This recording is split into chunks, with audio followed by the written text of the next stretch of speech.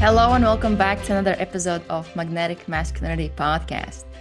Today, we're talking about why you should be more selfish.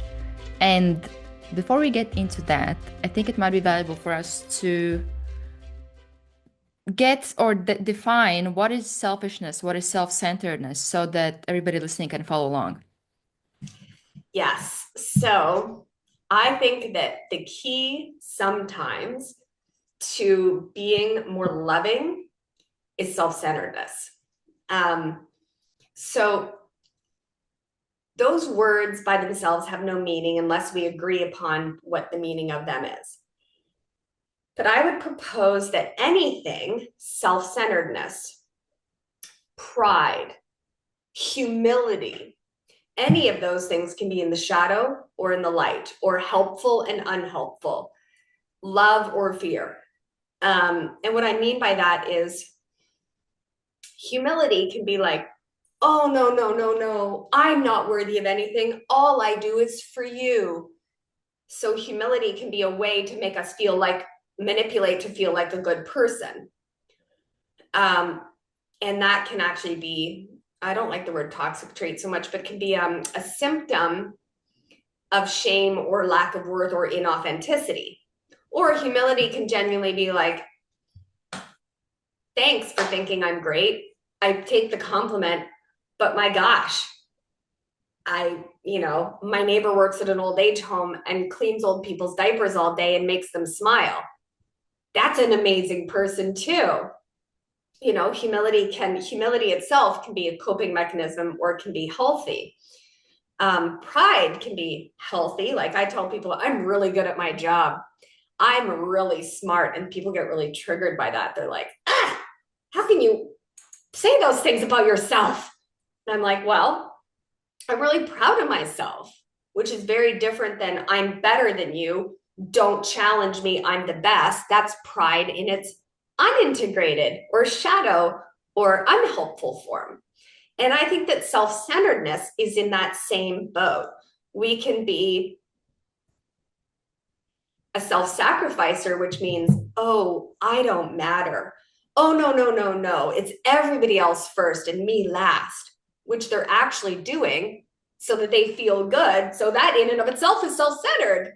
But I think that self-centeredness, when it's in awareness and we are consciously aware of our authentic wants, needs, boundaries, and values, and we are finding aligned, loving ways to meet those needs, we are less likely to develop the unhelpful part of self-centeredness, which is actually a coping mechanism to manipulate to get needs met. But when we meet needs directly in a loving, collaborative way, and our bucket is full, and we are in our authentic alignment and we prioritize ourselves and we are, we have a full bucket, we're naturally going to overflow that to others. And we're naturally going to exude that energy. And when we treat ourselves with kindness and compassion and priorities and boundaries, we're more likely to respect that in others. Whereas if we follow some of the spiritual teachings or religious teachings of like, don't be selfish, don't be self-centered, be humble, put everybody else first, be of service to others. You don't matter because it's only about service to others. What happens is we create people that aren't getting their needs met, and needs will be met. We will either meet them directly in healthy ways, or we will manipulate to get them met through self-centeredness in the unhelpful way, through self-sacrifice, through people-pleasing, through becoming resentful, through becoming passive-aggressive, by becoming whatever those things are that are symptoms of unmet needs, wants, boundaries, or values, or misalignment. Whereas again, if somebody's prioritizing their own pinpointing their most selfish, authentic desires and finding healthy ways to meet that, they're not going to manipulate other people, and they're not going to feel the need to be better than others. Because people who are genuinely fulfilled, like I said, who are genuinely fulfilled and have that full bucket and feel empowered and content and fulfilled, don't need to hurt other people or don't need to take from other people. And again, like anything, there's healthy ways to get our needs met, and there's unhealthy ways to get our needs met, or there's light ways to get our needs met, and shadowy ways or dark ways to get our needs met. So that accountability to prioritize ourselves, thereby giving us more capacity to be of service to others, if that's what we want, because it really, at the end of the day, isn't everything self-centered? Is there such thing as an altruistic act? Why am I doing this podcast to help 1 million men? Because I'm a good person and I want to help 1 million men. That's very noble of me. Why do I want to do that? Do you think? Feel good about yourself. Because it makes me feel good. And in my case, it's again, that itself could be healthy or unhealthy. I'm not doing it because I have to do that to feel good about myself. Right? So again, that could be an unhealthy way of like, yeah. I'm not good enough, so I have to do this. But in my case, it's actually like, I have so much capacity and so much love. I want to share that with a lot of people because I feel like everybody is a part of me. And that makes me feel good. And also, I want to create a world where people hurt each other less and have more fun. And I want to create emotional equals and help the pain stop, because that makes my life better too. And that makes me happier. So again, anything can be in the shadow or the light, or in the helpful or unhelpful, integrated or unintegrated, fear or love. Pick your metaphor. They're all valid metaphors. But I think that pretending that I can't be self-centered, oh, I don't come first because selfish people are bad, I'm only of service to others, in and of itself a self-centered shadow, or a way to manipulate to get our needs met rather than meeting them directly. And different people have different needs, different people have different boundaries, different people have different wants and desires and values. But if we don't have awareness of those and accountability to meet them in a healthy way, our subconscious or our protector personalities are going to start creating strategies, or we're going to feel unfulfilled and shut down, and our bucket is going to become drained, and we're naturally going to be less of service to others. And there's different ways to be of service to others. So for some people, for instance, say like women have often been taught in society that we come last. We have to be of service to our husband, of service to humanity, of service to our children, of service to our pets, of service to whatever, which is okay. We naturally have some biological tendencies towards that. That's okay. But when we're taught that we come last, women get resentful, bitter, shut down, chronically ill. They don't sparkle or add happiness unless for them that's authentically aligned. Because for some women, they're like, I love taking care of other things. I love that. So for them, that's authentic alignment. But for other women, they're like, man, I just really wanted to be a biologist. And here I am. But my needs don't matter. I'm only going to be of service to everybody else. They're self-sacrificing. Those are the women that are going to become resentful. They're going to be like, do you know what I've done for you, for their children? Or they're going to feel disconnected and they're not going to have a very fulfilling relationship with their husband. So again, for some people, say that have always been very self-centered and all about themselves, which in of itself is a coping mechanism. For those people, being of service to others might be their way into expansion. The opposite of that first example, right? So in that person, it's like, hey, go do something for somebody else. Go,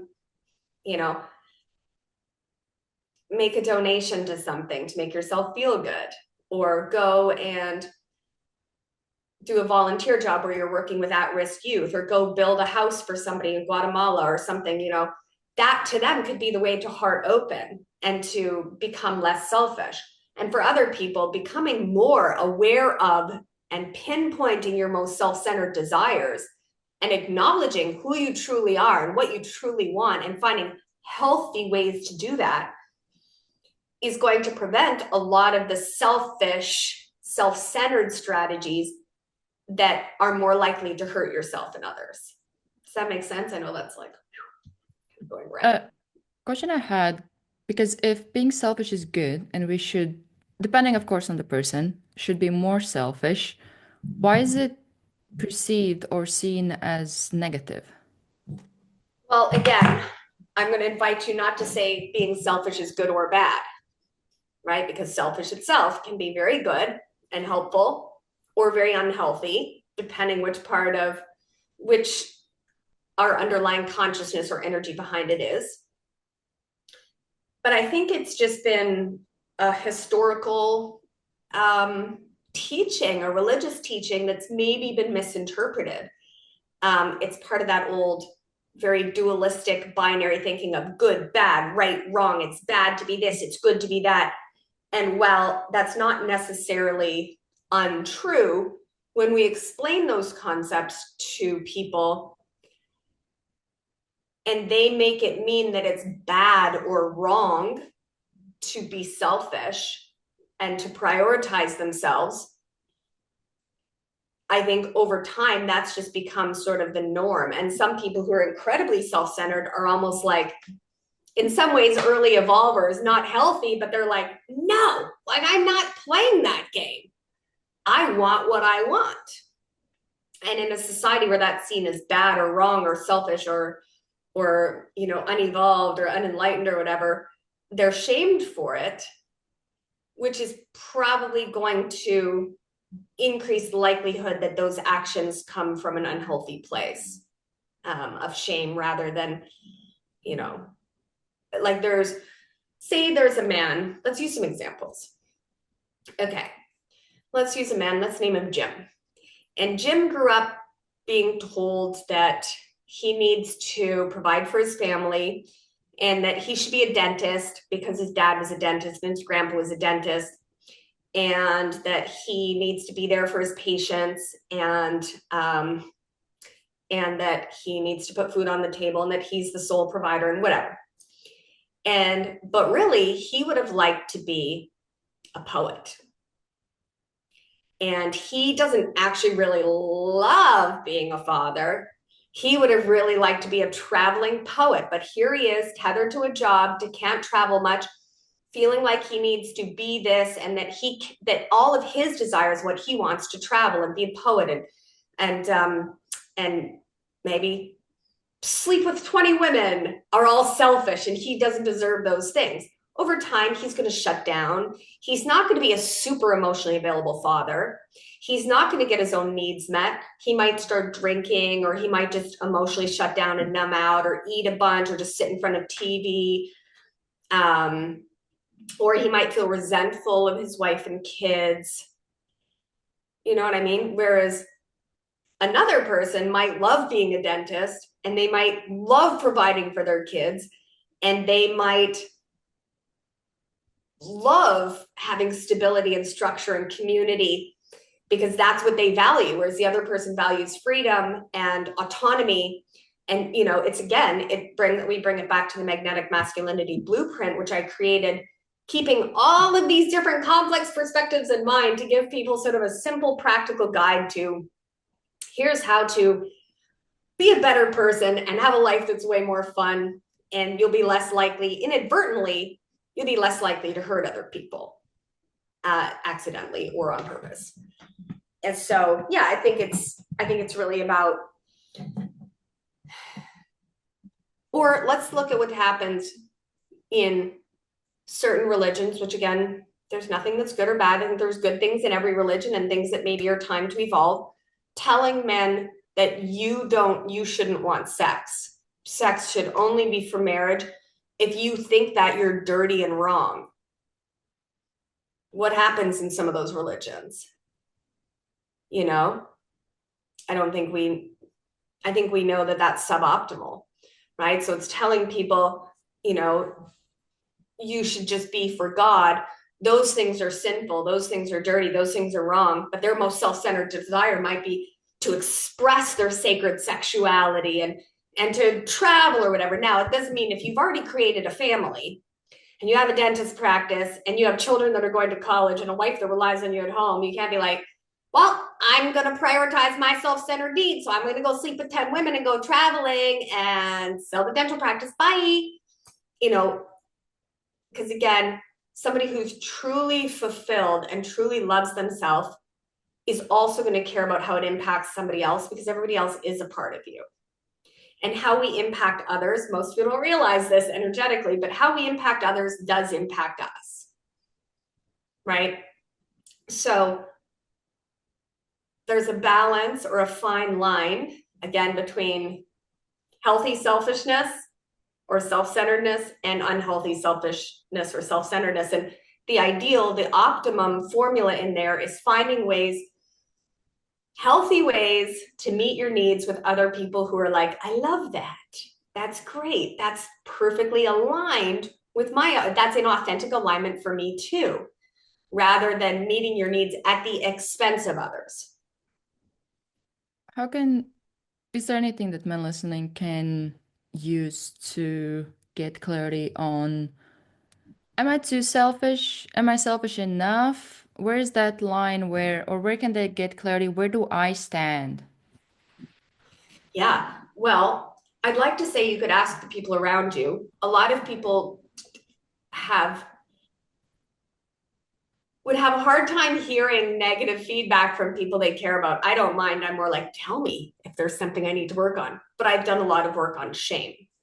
So I don't mind if I have stuff to work on. I don't make it mean I'm a bad person or unlovable. So I'd be like, hey, do you experience me as this or that? And I'd ask a bunch of people. But then the other layer of that, you have to remember people are inauthentic, most people, because they're like, oh, no, you're not bad, because they don't want to make you feel bad because it would make them feel bad. Or they do the opposite and they're like, yes, because they're projecting their own unintegrated parts. So finding somebody who's really honest and neutral that can reflect to you can be helpful. And doing self-reflecting questions. Like, are people generally happy around me? Do people like being around me?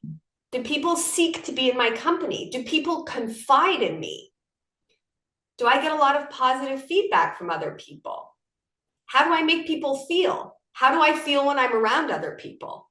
How are my relationships? How healthy are my relationships? My relationships at work, my friendships, my relationships with my family, my relationships with my partner.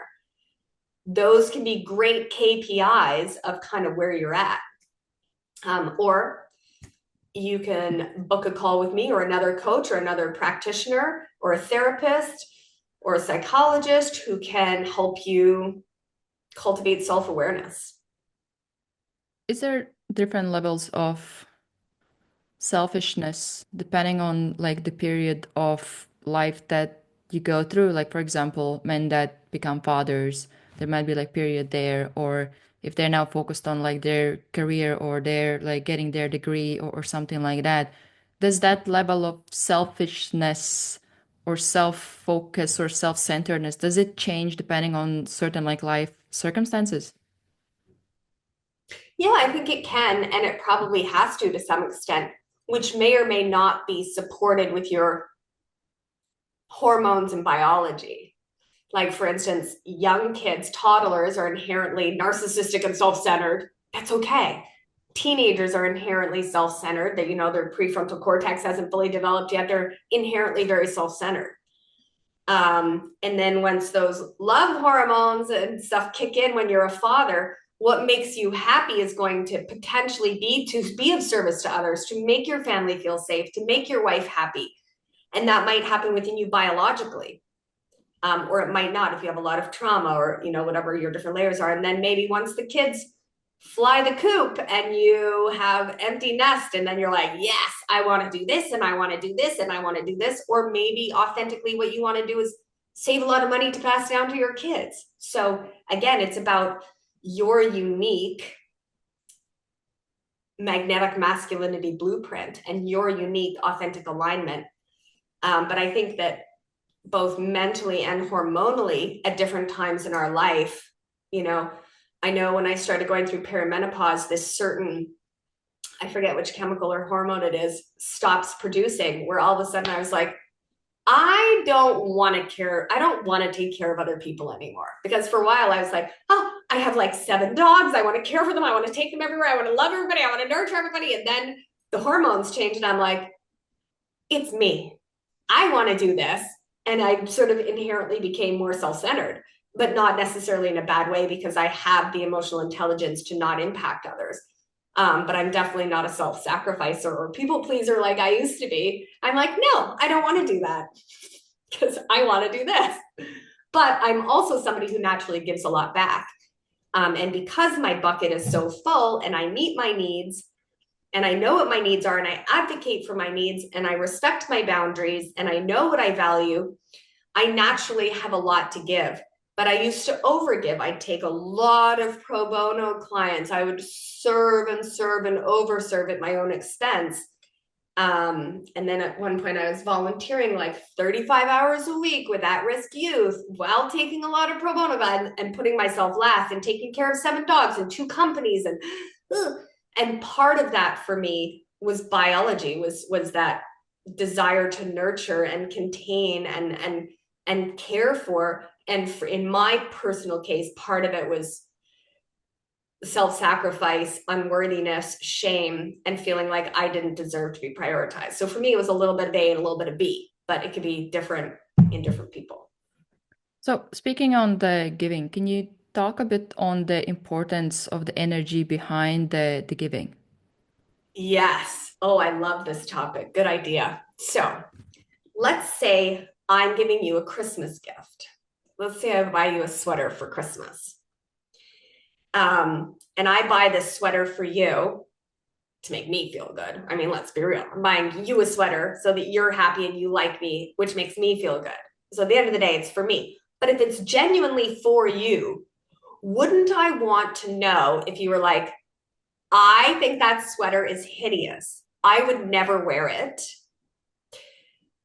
But thank you for caring about me and loving me. I, in my level of consciousness, would be like, okay, great. What would you prefer instead of that sweater? Because I don't care if you don't like the sweater. It's for you. So if if I'm like, no, you have to wear that sweater every year, or I'm going to make it mean you don't care about me. I'm not giving it to you for you. I'm giving it 100% selfishly for me. Right? Or like, oh, we have to put that ugly picture that mom bought us out. Every time she comes over, she'll be offended. That's selfish giving. That's giving to validate. So there can be selfless giving or selfish giving, and I don't think either of them is good or bad. So there can also be an energy of giving as like giving itself can be manipulation to get needs met. So when I didn't think that I was worthy and I didn't think that my presence alone was enough, I would give and give and give to friends. I'd be like, I'll do everything for you. I'll give you everything. I'll do anything you need me to. I'll overgive and overserve and overgive and overgive so that you don't leave me, so that I'm enough.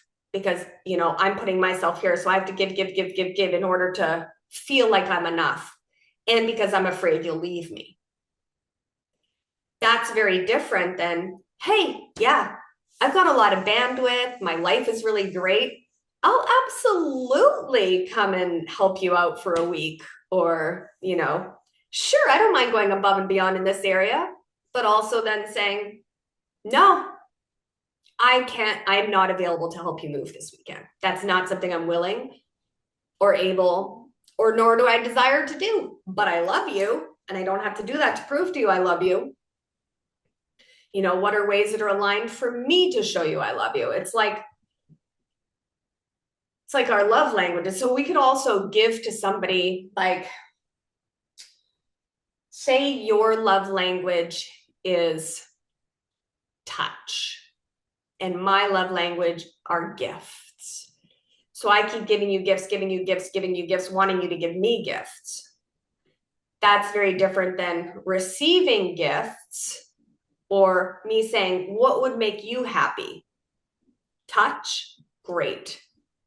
Let me give you touch. Unless that's something I don't value or that I don't like, then that's a sign of incompatibility, because we don't want people to give and give and give to us something that doesn't feel good for them either. Right? Because that's also sort of a fine line of, I had a partner once, one of my love languages is touch. He did not like touching. He did not like being touched. And I remember him saying once, but I do this and this and this to make you happy. And I was like, but none of those things make me happy. So if you genuinely want to make me happy, don't you want to hear exactly, and I'm not manipulative or like unconscious, I'm like, I'll tell you exactly and specifically. Like I think that's a big mistake we make in relationships too, is that expecting our partner to be mind readers or not even knowing what we ourselves want. I'm not like that as a partner. I'm like, here is exactly and specifically what would make me happy. Would these things make you happy to do for me? What do you want in return? And then we assess, is that a reasonable exchange of services, right? Everything is a little bit transactional. I know people don't like that perspective because it doesn't sound romantic, but on some level, a lot of things are transactional. It's just whether we're communicating that transaction or whether we are not communicating that transaction. A really toxic way that could be, or a sign of a lot of work that needs to be done, a symptom of pain, let's call it, instead of a toxic trait. I had a client once who was like, I want my wife to do this, this, and this to prove she loves me. And I'm like, but she hates those things. And he's like, yeah. So if I can make her do those things that she doesn't want to do, that's how she can prove she loves me. And I'm like, okay, you're an amazing person. We'll get through this. But no, absolutely not. Is that not love? That is not making people do things they hate doing to give you things at their own expense to hurt themselves is a symptom of something deeper that is being invited to be healed. So that's a different sort of, again, giving itself is not good or bad, right or wrong. It's the energy behind it. And it's the alignment for everybody involved in that exchange. How to one become aware of what's, let's say there's somebody listening and they're like, I don't know what's my energy behind it. And maybe we might think it's the good energy, but maybe it's not. How to identify whether it is the energy that you might prefer. And then is there ways to shift it from, let's say, doing things or helping because you want to receive something or because you feel like you have to versus because you want to or because you can? I think awareness that you're asking that question in and of itself is worthy of a celebration. So starting to do that self-inquiry, that contemplation, that accountability of, I'm doing this for you, what do I expect in return? And is that something that person has agreed to give me in return and that they are excited to give me in return? Or like in our last week's episode, are we talking about the difference between expectation and curiosity? So it's, my husband pays the majority of the bills and makes more money than me and supports our lifestyle. What does he want in return for that? What fills his bucket in return so that he doesn't shift into self-sacrifice, overgiving, and therefore when we're overgiving to somebody, we become resentful. Women are notorious for this because we don't necessarily have clear boundaries and we've been taught to put everybody else first. So if we're overgiving, we're going to become resentful. And that's a really good KPI that we're violating our own boundaries somehow, or that we're not in a synergistic exchange. So if I make my husband feel, which I don't have to try to do, it's something I naturally exude, is I want to make him feel appreciated, admired, adored.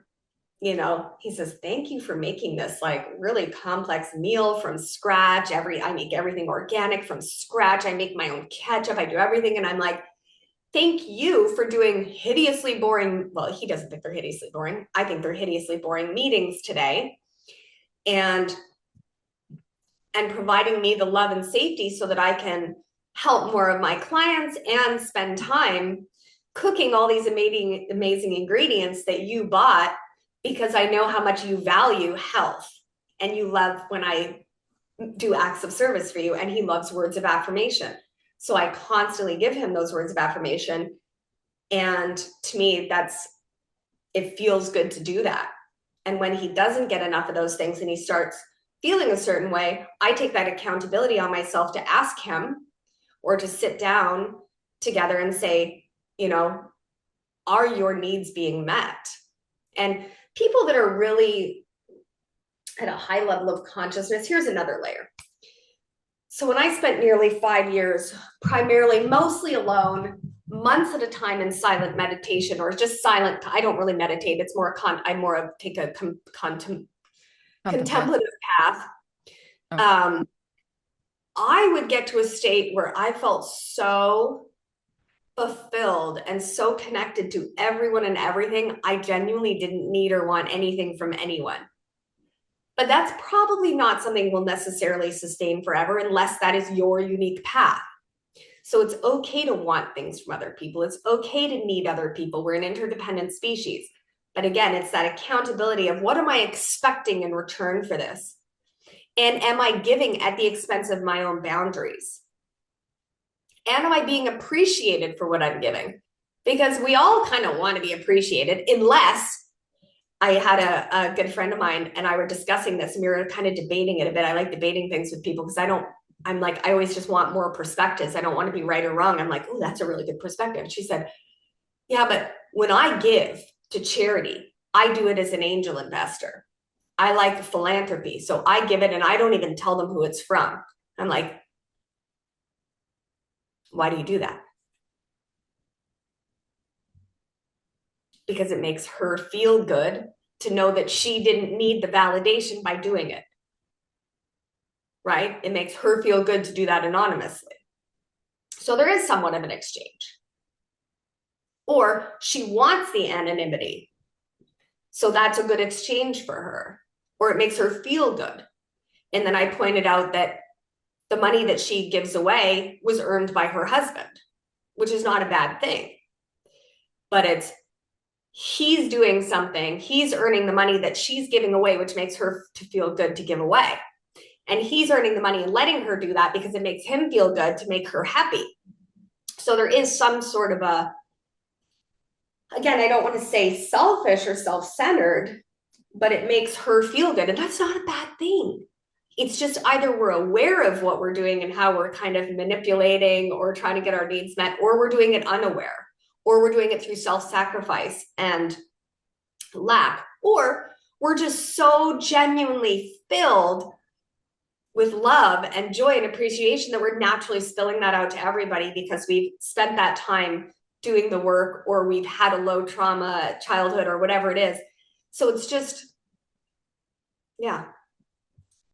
Question here. If a lot of the things or a lot of decisions, they are to some extent selfish, or there's some need that is being met, then it brings the question, what if there's exchange, what really is selflessness? Is there selflessness? Because at the end of the day, okay, so as somebody who's reached those samadhi states or bliss states or states of enlightenment or whatever word you want to give it, at that point, I truly, in complete sobriety, felt my connection to everyone and everything. And I naturally wanted to help and love everybody. Why? Because they're a part of me. So I see them as a part of myself. So it's about me and them. So is there such thing as selflessness? I suppose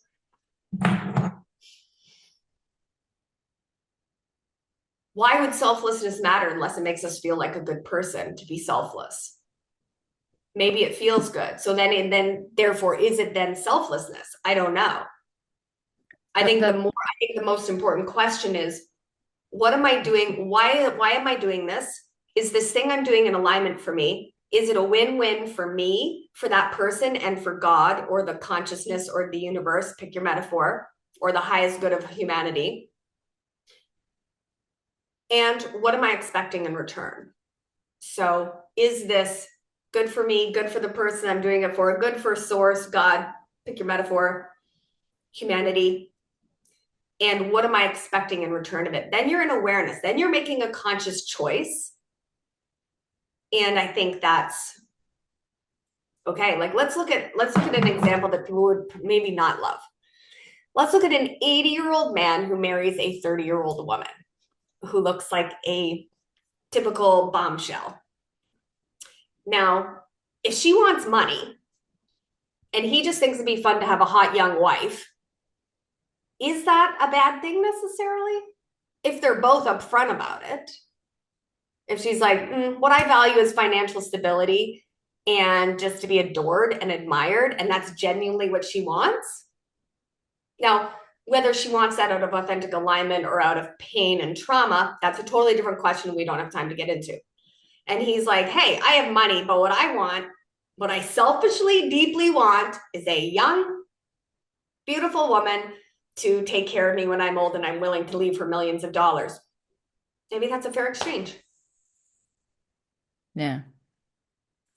If they're both authentic about it, if they're both real about it. Yeah. Well, yeah, that's probably a conversation for another, or we've probably even touched on it in other episodes. But one question that I had with the helping or giving, what would you suggest with balancing helping yourself and others? Again, speaking from experience, you can, but you probably shouldn't try to pour from an empty bucket. So knowing what fills your bucket and prioritizing that. So for instance, if that for a lot of men is like time alone or meditation, they're like, okay, I need my 30 minutes in the morning to meditate, get my mind going so that I can be of service to others. Or I need to golf once a week to fill my bucket so that I can be of service to others. Now, if you're like, I don't care what my family needs, I'm going golfing every day because that's what I need to fill my bucket, that's a different story. Then you're probably on the unhelpful side of that. And then it would probably help you to find something to go and be of service to. Find a volunteer organization, do some volunteer work, do something that's selfless / going to make you feel good about yourself. But if you're somebody who's just giving and giving and giving and giving, and you feel like everybody in your life is just taking and taking, you might want to advocate for your needs, or you might want to find ways and set boundaries of how you can fill your own bucket, or lovingly, in a fun way, communicating to your partner, like, how can I fill your bucket? How can you fill my bucket? Or if you're single, your friends or your solo activities, and not feeling bad. I mean, if you feel bad, that's okay. Don't shame that you feel bad. Everything you feel is valid. Everything you feel, emotions are information. But also, don't feel bad for wanting things. If that's what your heart and your soul desires, you can find healthy ways to meet that need, unless you're in a totally incompatible situation, in which case that's a whole different conversation that involves a lot more questioning and introspection before you make any decisions about. Yeah. And making sure that we're always thinking about how we're impacting others, because others are a part of you, and how you make them feel is also partially like you get back what you put out. And in your karmic life review, when you're done, you're going to be looking going, I see that. You're not going to be punished for it. It's not a punishing universe, but you're going to be like, I see that. So we get back what we put out. And if we start thinking about, is this good for me and good for you and good for the humanity as a whole, then it's like this more energy of like abundance and abundance and abundance. And that emotional bank account and that happiness bank account is so full, you're like, there's enough for everybody. Whereas if you're already in overdraft, and you're empty and you're trying to pour from that empty bucket, it doesn't really do anybody any good. And then you're not sending happy signals to the universe. You're not contributing positivity to the collective. Not that we can only feel positive. It's okay to feel everything. You don't have to be positive all the time, nor should that be your goal ever. But just leaning more into compassion and clarity and self-awareness and questioning. And yeah, I think over time, you may find that you're more and more selfless because you genuinely feel happy making other people feel happy. And if you're not there yet, that's okay too. The last question I had, which is probably a bit more just reiterating something that you have said, is the question of like, what if meeting your needs isn't selfish, but the foundation for true generosity? It absolutely and specifically is. You nailed it. That exactly sums it up. It absolutely can be, not for everybody, but pinpointing your most self-centered desires. Actually, the way you said it is even better. But yes, pinpointing your most self-centered desires can actually be the catalyst for generosity or more loving behavior. And I completely agree, because then that bucket, that account is going to be so full, it's going to spill out everywhere. And the way you said it was absolute perfection. All right. So that's selfishness and self-centeredness. Anything you want to add? No, that's great. Thanks for listening. I think just even if you listened to this podcast to the end here, you're nailing it. Like, you care enough about how you impact others and how you impact yourself. You're an evolutionary leader. You are helping us evolve out of the emotional dark ages. And please reach out if you ever have questions, comments, or perspectives you would like to share, or experiences you would like to share. And there will always be a link below how you can book a strategy session with me so that we can map out your unique magnetic masculinity blueprint and help you cultivate clarity on how to create a life that is fun and fulfilling and meets all of your desires. All right. We'll see you next week. See you next week.